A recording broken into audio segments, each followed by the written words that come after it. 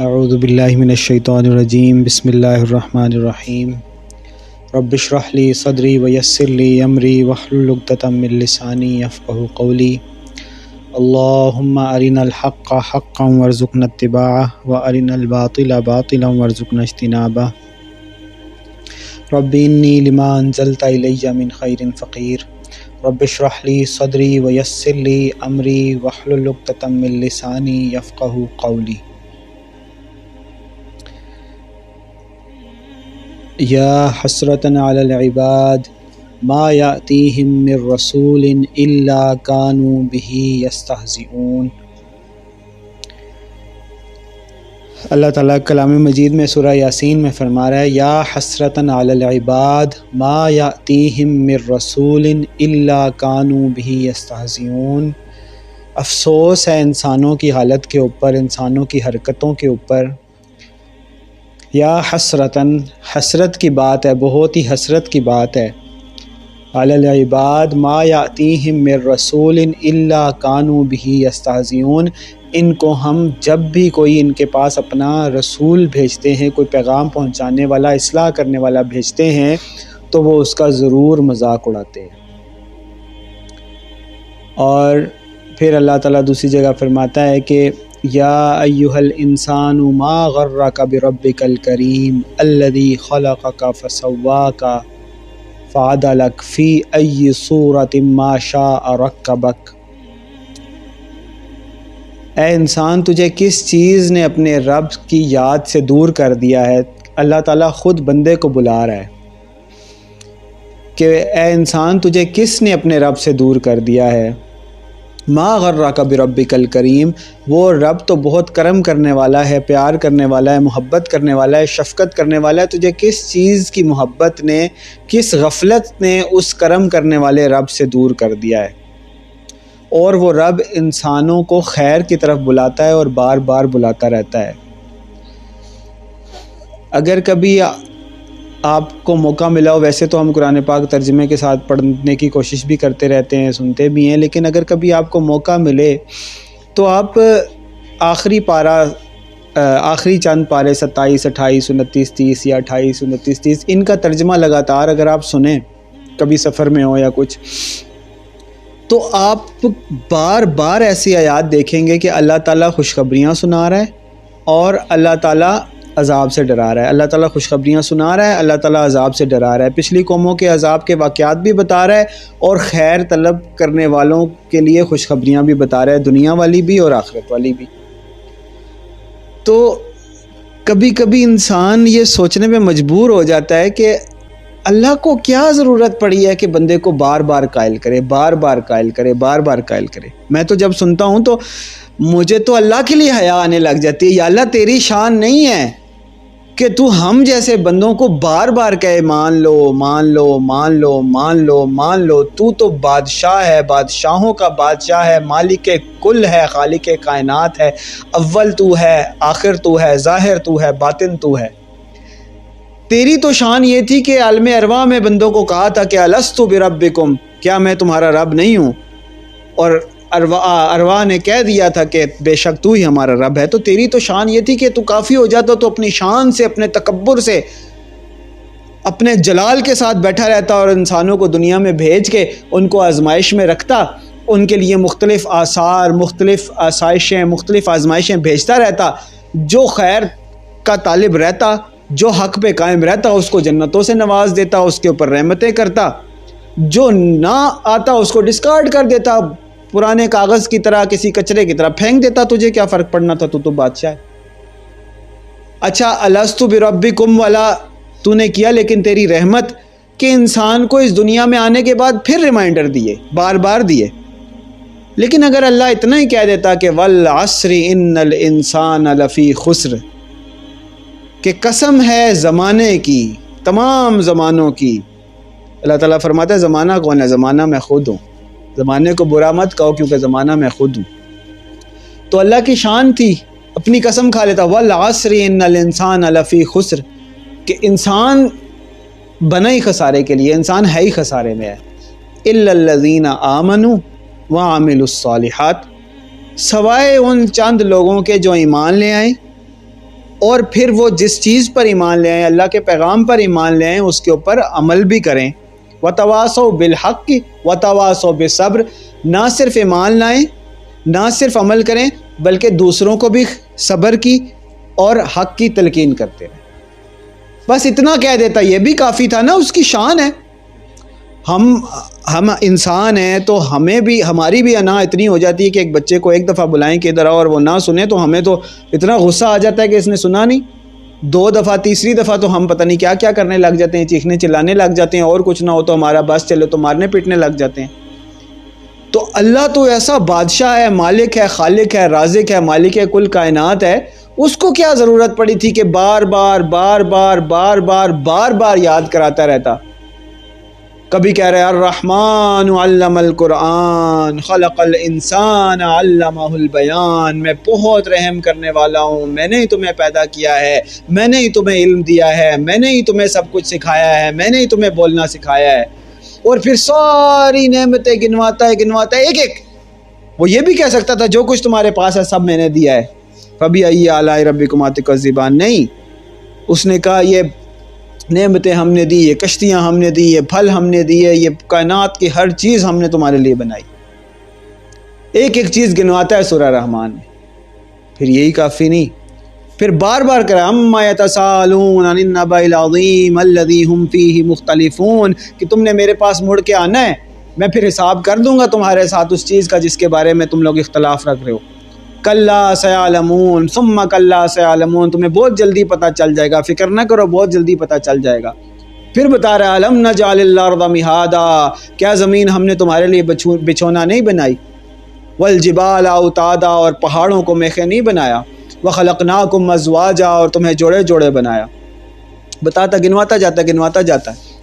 پھر سورہ یاسین میں والشمس تجری لمستقر لها ذلك تقدیر العزیز العلیم والقمر قدرناہ منازل حتی عاد کالعرجون القدیم، سورج ہم نے بنایا ہے اپنے ایک رستے کی طرف چلتا جاتا ہے، اور پھر ہم نے چاند بنایا ہے جو بار بار مختلف منزلیں طے کرتا ہے، مختلف شکلیں بدلتا ہے، حتیٰ کہ وہ پرانی ٹہنی کی طرح ہو جاتا ہے، وہ گنواتا جاتا ہے۔ للشمس ينبغي لها ان تدرك القمر ولا الليل سابق النهار، کسی سورج کی اوقات نہیں ہے اللہ کے آگے کہ وہ جا کر چاند کو ٹکر مار دے، نہ ہی چاند کی اوقات ہے کہ وہ رک جائے اور سورج سے ٹکر لے لے، نہ ہی دن کی اوقات ہے کہ رات سے پہلے آ جائے، نہ رات کی اوقات ہے کہ دن کے بعد آ جائے، نہ دن کی اوقات ہے نہ رات کی اوقات ہے۔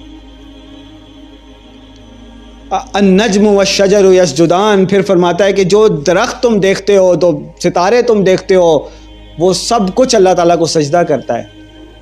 سبح للہ ما فی السماوات و ما فی الارض، ہر چیز تسبیح کرتی ہے، جو کچھ آسمانوں میں ہے، جو کچھ زمین میں ہے۔ پھر بتاتا ہے کہ ولا یحیطون بشیء من علمہ الا بما شاء وسع کرسیہ السماوات والارض، کہ جو کچھ علم جس کسی کے پاس بھی ہے وہ سب اللہ کا دیا ہوا ہے، اللہ تعالیٰ کے دیے کے بغیر کسی کے پاس کوئی علم نہیں ہے۔ کوئی اسمارٹ فون نہیں بنا سکتا، کوئی لائٹ نہیں بنا سکتا، کوئی کیمرہ نہیں بنا سکتا، کوئی جہاز نہیں بنا سکتا، کوئی میزائل نہیں بنا سکتا، کوئی گاڑی نہیں بنا سکتا، کوئی علم نہیں حاصل کر سکتا، کوئی مستقبل نہیں بتا سکتا، کوئی ماضی نہیں بتا سکتا، سوائے اس کے کہ اللہ تعالیٰ نے ولا یحیطون بشیء من علم الا بما شاء، جو علم دیا ہے اللہ تعالیٰ نے دیا ہے، وہ گنواتا چلا جاتا ہے۔ پورا قرآن بھرا پڑا ہے، پھر آپ صلی اللہ علیہ وسلم کی حدیث مبارکہ کا ذخیرہ بھرا پڑا ہے۔ اللہ تعالیٰ بار بار بندے کو یاد کروا رہا ہے، بار بار بندے کو یاد کروا رہا ہے، بار بار بندے کو یاد کروا رہا ہے۔ اور پھر اس کی شان بندے کے منہ سے کیا کہلوا رہا ہے، قل انما انا بشر مثلکم یوحی الی انما الہکم الہ واحد۔ اور جس بندے کو ایسی شان دی کہ وہ بار بار میں مثال دیتا ہوں، تو میں آپ کو بتا بھی چکا ہوں، یہ قاسم بھائی کا خواب ہے کہ رسول اللہ صلی اللہ علیہ وسلم کو دیکھتے ہیں کہ زمین پر ان کے قدم ہوتے ہیں، اوپر دوڑاتے جاتے ہیں، نظر دوڑاتے جاتے ہیں، کہ حتیٰ کہ رسول اللہ صلی اللہ علیہ وسلم کے سر کا جو کپڑا ہے وہ اللہ کے عرش سے ذرا ٹکرا رہا ہوتا ہے، اور آپ صلی اللہ علیہ وسلم کا جو سانس لینا ہے وہ ایسا مبارک اور ایسا منظم اور ایسا خوبصورت ہوتا ہے کہ اللہ کا عرش اس سے جھول رہا ہوتا ہے اس سانس کے ساتھ۔ تو جس محمد رسول اللہ صلی اللہ علیہ وسلم کو اللہ تعالیٰ نے مخلوقات میں سب سے افضل بنایا، شان ایسی ہے، یہ شان دکھائی گئی ہے، ذات نہیں دکھائی گئی رسول اللہ کی۔ ذات رسول اللہ کی کیسی ہے؟ قل انما انا بشر مثلکم۔ آپ صلی اللہ علیہ وسلم خود اپنی زبان سے ان کو کہہ دیں، قل انما انا بشر مثلکم، انا بشر مثلکم، انا بشر مثلکم۔ ان کو بتا دیں کہ میں تمہاری طرح کا ہی ایک بشر ہوں، ایک انسان ہوں۔ قل انما انا بشر مثلکم، میں تمہاری طرح کا ہی ایک بشر ہوں۔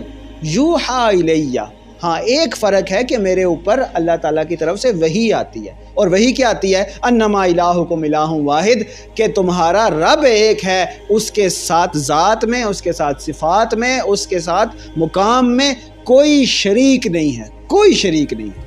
قل هو اللہ احد، اللہ ایک ہے، اللہ الصمد، وہ بے نیاز ہے، اس کو کسی کی پرواہ نہیں۔ لم یلد ولم یولد، نہ عیسیٰ علیہ السلام اللہ تعالیٰ کے بیٹے ہیں، نہ ہی اللہ تعالیٰ کسی کا بیٹا ہے۔ وَلَمْ يَكُنْ لَهُ كُفُوًا أَحَدٌ، کوئی کبھی بھی اس کی برابری نہیں کر سکتا۔ بار بار اللہ تعالیٰ کہہ رہا ہے یا ایھا الانسان ما غرک بربک الکریم، ما غرک بربک الکریم، ما غرک بربک الکریم۔ اللہ کہہ رہا ہے میں اتنا کرم کرتا ہوں، اتنا کرم کرتا ہوں، اتنا کرم کرتا ہوں، کس نے تمہیں مجھ سے ہٹا دیا؟ کس نے تم لوگوں کو مجھ سے ہٹا دیا؟ فَإِذَا سَأَلَكَ عِبَادِي عَنِّي فَإِنِّي قَرِيبٌ، اور بلاتے کیوں نہیں ہو جب بھی تم میں سے کوئی مجھے بلاتا ہے؟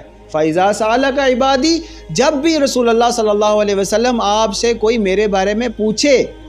اللہ فرما رہا ہے، اس میں میں کا صیغہ اللہ تعالیٰ نے استعمال کیا ہے۔ کئی دفعہ اللہ تعالیٰ ہم کا صیغہ استعمال کرتے ہیں اپنی شان کے ساتھ، یہاں پہ اللہ تعالیٰ کہہ رہا ہے فَإِذَا سَأَلَكَ عِبَادِي، میرے بندے، عَنِّي، میرے بارے میں پوچھیں، فَإِنِّي قَرِيب، تو ان کو بتائیں کہ میں بہت قریب ہوں۔ أُجِيبُ دَعْوَةَ الدَّاعِ إِذَا دَعَانِ، جب بھی کوئی بھی مجھے بلاتا ہے تو میں اس کی دعا قبول کرتا ہوں۔ اجیب دعوت الداعی، قبول کرتا ہوں، میں اس کی دعا قبول کرتا ہوں، مانتا ہوں۔ لیکن ایک کام بندے بھی کر لیں، فَلْيَسْتَجِيبُوا لِي، تو کیا وہ اتنا نہیں کر سکتے کہ بنایا میں نے، کھلایا میں نے، رازق میں، خالق میں، مالک میں، سارا پروردگار میں، ہر چیز میں، اور بار بار یاد بھی کروا رہا ہوں، فَلْيَسْتَجِيبُوا لِي، میری بھی مان لیں، میری بھی کوئی سن لیں۔ مجھے غصہ آتا ہے تو میں کیا کرتا ہوں؟ اللہ تعالیٰ فرما رہا ہے وَمَا أَصَابَكُم مِّن مصیبت فبما کسبت ایدیکم ویعفو عن کثیر، میں معاف بھی کرتا رہتا ہوں، معاف بھی کرتا رہتا ہوں، اتنی غلطیاں کرتے ہیں، بار بار بلاتا ہوں، بار بار بلاتا ہوں، پھر بھی معاف بھی کرتا رہتا ہوں، تو اتنا تو کر لیں، فلیستجیبوا لی، کوئی تو سن لیں میری، کوئی تو سن لیا کریں۔ اور کتنا قریب ہے، ہوا اقرب الیہ من حبل الورید، اتنا قریب ہے جتنا تم خود بھی اپنے قریب نہیں ہو۔ ہوا اقرب الیہ من حبل الورید کا کیا مطلب ہے؟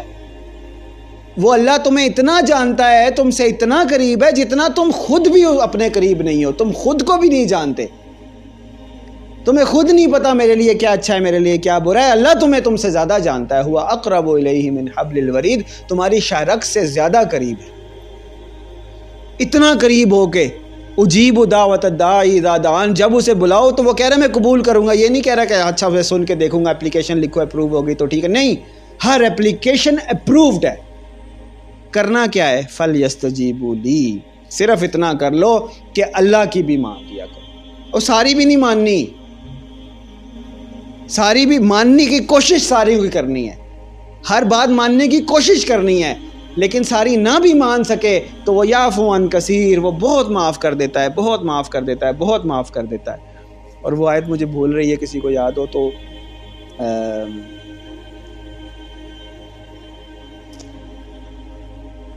لا تقنطوا من رحمت اللہ سے پہلے کیا آتا ہے؟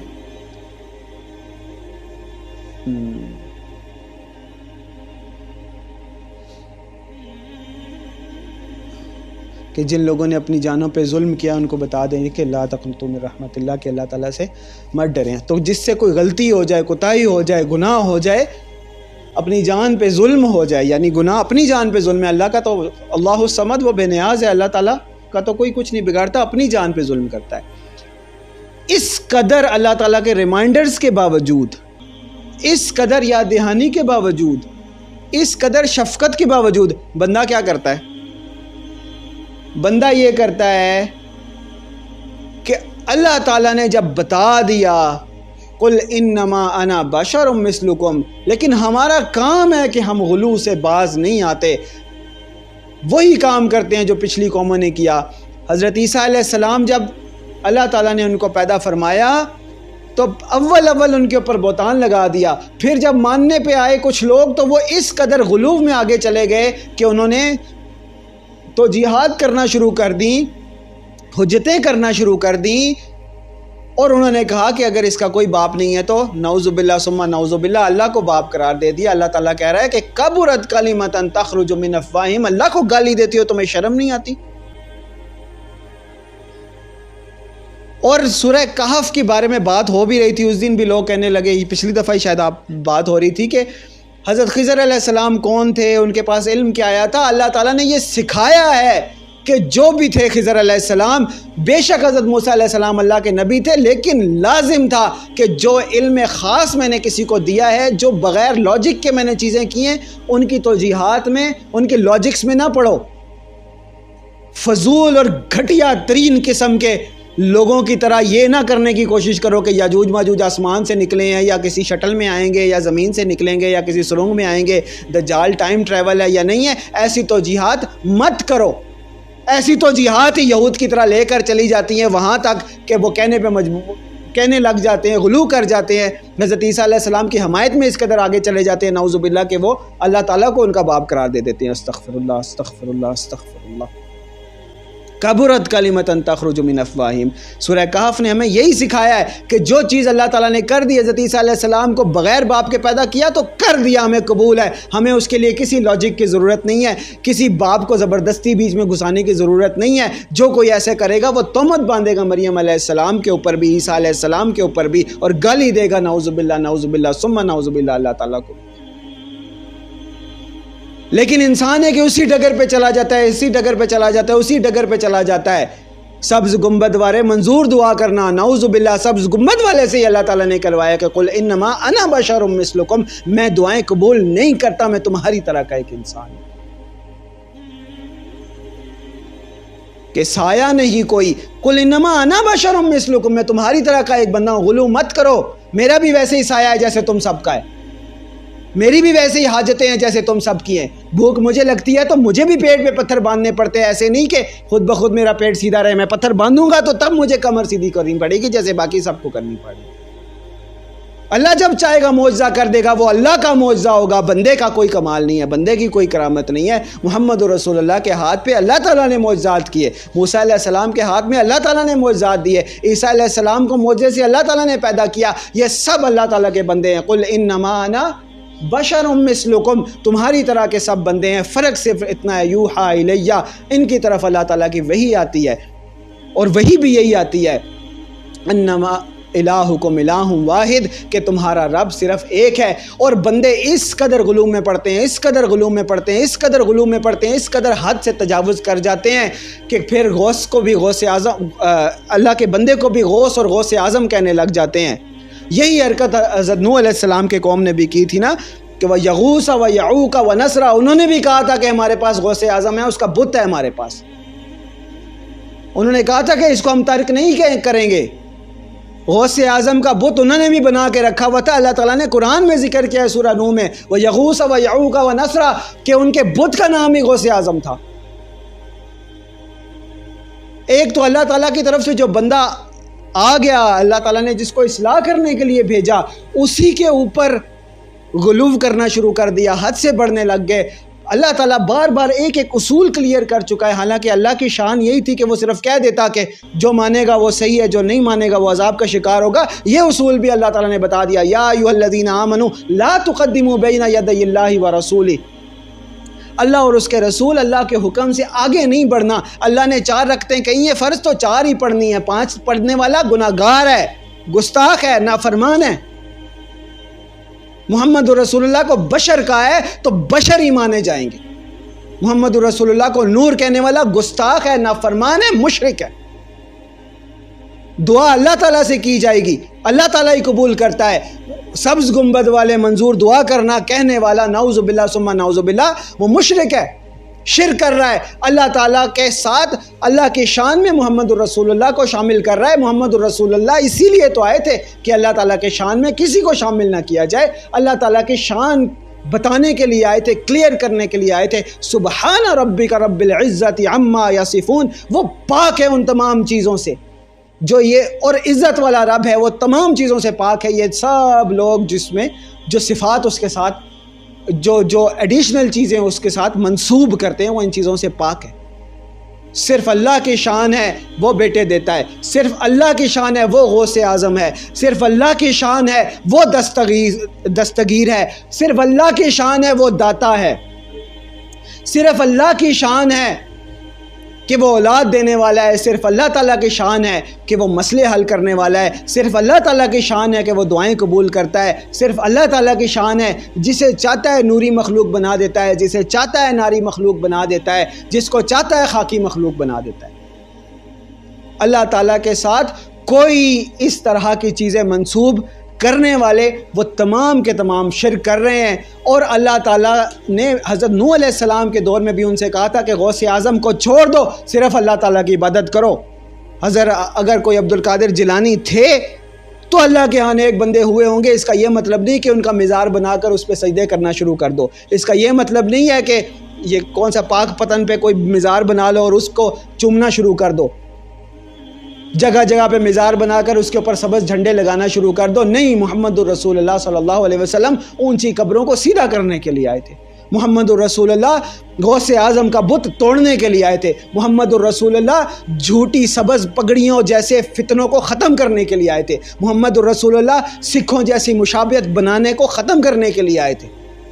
محمد الرسول اللہ ادخلوا فی السلم کافہ کا دین لے کر آئے تھے. جو مانے گا وہ محمد الرسول اللہ صلی اللہ علیہ وسلم کا ساتھی ہے، امتی ہے. جو اپنے اپنے دین بنائے گا، میں دیوبندی ہوں، میں بریلوی ہوں، میں وہابی ہوں، ادخلوا فی السلم کافہ میں نہیں آئے گا، یا ایھا الذین آمنوا آمنوا میں نہیں آئے گا، تو وہ گستاخ تصور کیا جائے گا، وہ نافرمان تصور کیا جائے گا. اور آج کے مسلمان کا یہی حال ہے کہ اللہ تعالیٰ سے جنگ کا اعلان کر چکا ہے. ایک کہہ رہا ہے کہ میری پگڑی کا رنگ صحیح ہے، دوسرا کہہ رہا ہے کہ میری داڑھی کی لینتھ صحیح ہے، تیسرا کہہ رہا ہے کہ میری رفع یدین کا طریقہ ٹھیک ہے، چوتھا کہہ رہا ہے کہ میرے یہ مداربہ مجاربہ بینکنگ سسٹم کے فتوے ٹھیک ہیں، پانچواں کہہ رہا ہے کہ نماز میرے طریقے پر پڑھی جائے گی، چھٹا کہہ رہا ہے کہ حج میرے طریقے پہ کیا جائے گا، ساتواں کہہ رہا ہے کہ طلاق جو میں بتاؤں گا اس طریقے سے ہوگی، 3 کی جگہ ہوگی، 1 کی جگہ ہوگی. قرآن اور سنت کو بھول کر پوج کس کو رہے ہیں؟ یہ میرا دیوبند کا بت ہے اس کو پوجوں گا، یہ میرا غوث اعظم کا بت ہے اس کو پوجوں گا،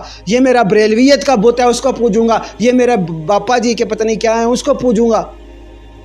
وہ کوئی کہہ رہا ہے کہ میں اپنے یہ بادشاہوں کو پوجوں گا، یہ جو سعودی عرب میں بیٹھے ہوئے ہیں کوئی ان کو پوجنے پہ لگا ہوا ہے. ان کے لیے پورا کا پورا دین اس رخ پہ کر دیا ہے تاکہ یہ ثابت رہے کہ یہ جو عرب کے بادشاہ ہیں وہی ٹھیک ہیں آج تک. اور اللہ کی آیات کو، رسول اللہ کی حدیثوں کو اس قدر مروڑ توڑ کے پیش کر رہے ہیں کہ آج بھی یہی لگے کہ ہم نے عربوں کو پوجنا ہے. محمد الرسول اللہ اور ان کے دین کی پرواہ بالکل ختم ہو کے رہ گئی ہے. تو یہ اللہ اور اس کے رسول کے ساتھ اعلان جنگ ہے. ایک ریمائنڈر تھا کہ اللہ تعالیٰ نے قوم نوح کو بھی پیغام بھجوایا تھا نوح علیہ السلام سے کہ غوث اعظم کا بت توڑ دو، یہ پیروں فقیروں کو ماننا چھوڑ دو، یہ بتوں کی پیروی چھوڑ دو. نہیں مانے تھے، اللہ تعالیٰ نے تباہ و برباد کر کے رکھ دیا تھا. ایک سیلاب آیا تھا کہ پوری زمین کو لپیٹ میں لے لیا تھا. نوح علیہ السلام کے دور میں بھی اللہ تعالیٰ نے سارے انسانوں کے اوپر عمومی عذاب کو مسلط کیا تھا. آج کے دور میں بھی ایسا ہی ہونا ہے. پہلے کشتی نوح ایک کشتی تھی جس کے اندر سب لوگ اہل حق آ گئے تھے اور تمام چرند پرند جانوروں کا ایک ایک جوڑا بھی آ گیا تھا. آج بھی ایک کشتی نوح اللہ تعالیٰ نے پیدا فرمائی ہے، لیکن کشتی نوح کے باسیوں کو بھی اللہ تعالیٰ نے سیدھا کر کے رکھنا ہے. جیسے دجال کے بارے میں آتا ہے کہ مدینے کے باہر اپنا گرز مارے گا، جو منافق مشرک ہوگا اس سے باہر چلا جائے گا، صرف ایمان والے ہی رہ سکیں گے. وہی معاملہ اس کشتی نوح مدینہ ثانی پاکستان کے ساتھ بھی ہونا ہے کہ منافقین کو اللہ تعالیٰ نے سیدھا کر کے رکھنا ہے. وہ اس کے اندر ہونے کی وجہ سے کسی نہ کسی امان کی صورت میں تو شاید آ جائیں، لیکن اللہ تعالیٰ کے عذاب سے نہیں بچ سکتے. جب دجال آئے گا تو ان کی منافقت ظاہر ہو جائے گی، وہ اس کو جا کے سجدے کرنے شروع ہو جائیں گے، نعوذ باللہ ثم نعوذ باللہ. تو سب سے پہلے یہ اللہ تعالیٰ کا عذاب اس کشتی نوح کے باسیوں کے لیے ہے. وَلَنُذِيقَنَّهُم مِّنَ الْعَذَابِ الْأَدْنَىٰ دُونَ الْعَذَابِ الْأَكْبَرِ لَعَلَّهُمْ يَرْجِعُونَ. اس کشتی نوح کے باسیوں کو اللہ تعالیٰ نے پہلے سیدھا کرنا ہے، اور یہ وقت قریب آ گیا ہے. جنوری میں اللہ کا عذاب لکھ دیا گیا ہے. اب اللہ تعالیٰ جانتا ہے کہ اس کشتی نوح میں جوڑے تو تمام موجود ہیں، انسانوں کے بھی، جانوروں کے بھی، حیوانوں کے بھی، جنات کے بھی، پرندوں کے بھی، ہر کسی کے موجود ہیں. لیکن انسانوں اور جنات نے اللہ تعالیٰ سے بغاوت کر دی ہے. آج اگر محمد رسول اللہ صلی اللہ علیہ وسلم جب خطبہ دے رہے ہیں، محمد رسول اللہ قرآن پڑھا رہے ہیں، تو جنوں کی جماعت گزرتی ہے اور قبول کرتی ہے کہ ہم نے جو کچھ سنا حق سنا تھا، لہٰذا ہم ایمان لاتے ہیں. تو آج امام مہدی کا پیغام جنات اور انسانوں تمام کے لیے ہے. دو مخلوقات اللہ تعالیٰ کے جن کو اللہ تعالیٰ نے گناہ اور نیکی کا اختیار دیا ہے، اس میں سے چوز کرنے کا اختیار دیا ہے. پہلے ہم نے کبھی کھل کے بات نہیں کی. آج میں کہنا چاہتا ہوں، اے انسانوں کی جماعت اور جنوں کی جماعت، دنیا میں جہاں کہیں پہ بھی ہو، اللہ تعالیٰ کا پیغام سن لو اور پہنچا دو کہ جنوری میں اللہ تعالیٰ کا عذاب لکھ دیا گیا ہے. شرک اور اس کی اقسام سے اگر باز نہیں آؤ گے تو اللہ تعالیٰ کا عذاب آسمان سے بھی برسے گا، زمین بھی آگ اگلے گی، اور سر چھپانے کی کوئی جگہ نہیں ہوگی.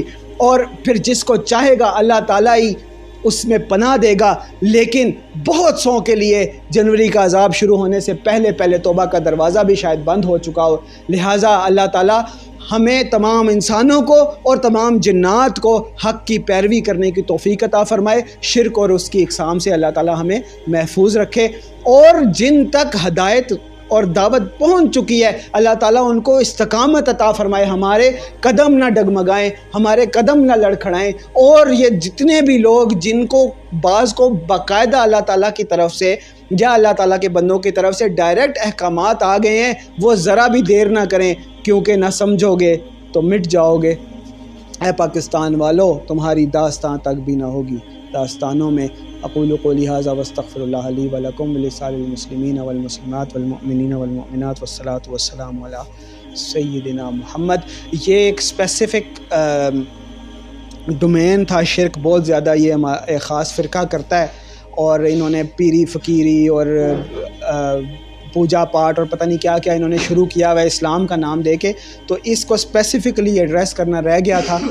تو آخری دن آگے دیکھیں اللہ تعالیٰ کیا کرتا ہے. تو اس لیے میں نے ضروری سمجھا کہ تمام جو لوگ اس طرح کے بدعات میں پڑے ہوئے ہیں، پیروں فقیروں کے پاس جانا، ان سے منتیں مانگنا، ان سے دعائیں کرنا، قبروں والوں سے دعائیں کرنا، قبروں پہ جا کر چومنا، چڑھاوے چڑھانا، یہ تمام چیزیں جو ہیں شرک میں آتی ہیں. اور یہ غوث اعظم کا لفظ، داتا دربار کا لفظ، یہ اس طرح کے گنج بخش، یہ الفاظ ہی تمام کے تمام شرکیہ الفاظ ہیں. اس طرح کے الفاظ بھی استعمال کرنا بالکل جائز نہیں ہے. اور جو لوگ بھی ان چیزوں میں پڑے ہوئے ہیں تمام اللہ تعالیٰ سے دعا کریں کہ اللہم انا نعوذ بک ان نشرک بک شیئا ونعلم ونستغفرک لما لا نعلم، کہ اللہ ہم سے جو انجانے میں شرک ہوا اس سے ہم معافی چاہتے ہیں، اور آئندہ کے لیے تو ہمیں جان بوجھ کر یا غلطی سے بھی شرک کرنے سے بچا.